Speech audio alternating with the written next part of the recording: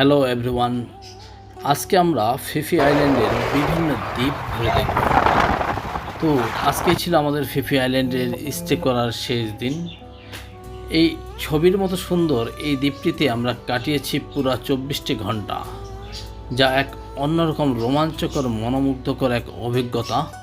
পৃথিবীর সবথেকে সুন্দর আইল্যান্ডগুলির মধ্যে এই ফিফি আইল্যান্ড অন্যরকম এক অভিজ্ঞতা দিয়েছে আমাদের।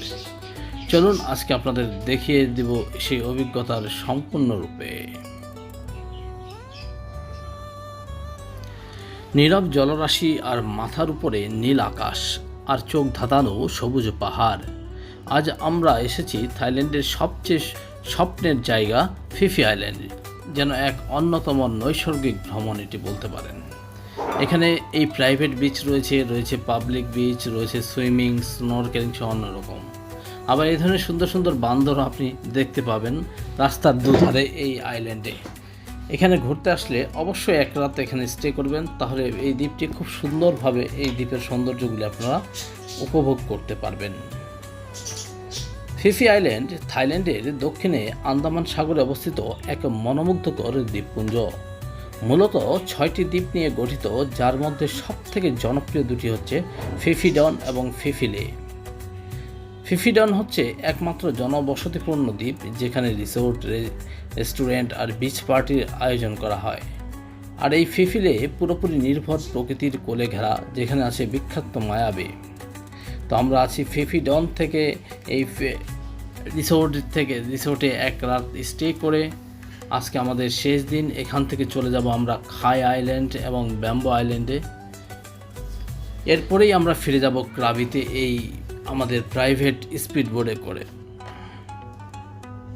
মূলত আমরা ক্রাবি থেকে স্পিড বোটে করে যাত্রা শুরু করি, মাত্র 45 মিনিটের মধ্যে পৌঁছে যায় এই স্বর্গে।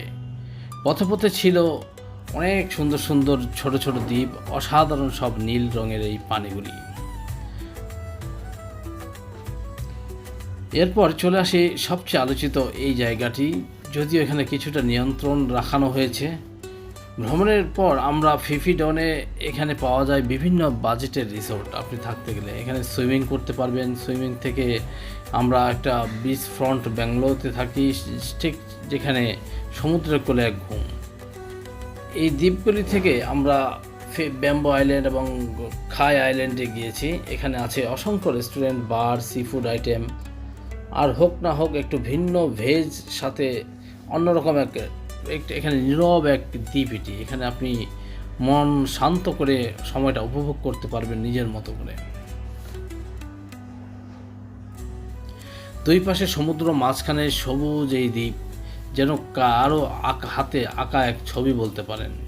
সকালবেলা সূর্য ওঠা, বিকেলের গোলাপি আলো, এই ভিউ পয়েন্টগুলি অসাধারণ। আমাদের এই আইল্যান্ডগুলি শেষ করে আমরা ফিরে যাচ্ছি আমাদের গন্তব্য ক্রাবিতে ফিরে যেতে যেতে আপনারা দেখতে পাবেন এইরকম সুন্দর সুন্দর সমুদ্রের মাঝখানে গড়ে ওঠা বিশাল আকৃতির ছোট ছোট আইল্যান্ড। এগুলি দেখতে অসাধারণ সুন্দর। কিছু রয়েছে ভাইকিং ক্যাভের মতো, যেন এক সবুজ প্রকৃতিতে ঘেরা, নীল রঙের পানি আর সবুজ এই পাহাড়গুলি একদম সমুদ্রের মাঝখানে। আন্দামান সাগরের মাঝখানে এই সবুজ আর নীল রঙের কম্বিনেশন যেন প্রকৃতির কাছে এক অসাধারণ জায়গা। লক্ষ লক্ষ পর্যটক আসে এই প্রকৃতির মায়া ঘেরা দেখতে। তো আজকে এ পর্যন্তই। ভালো থাকুন, সুস্থ থাকুন।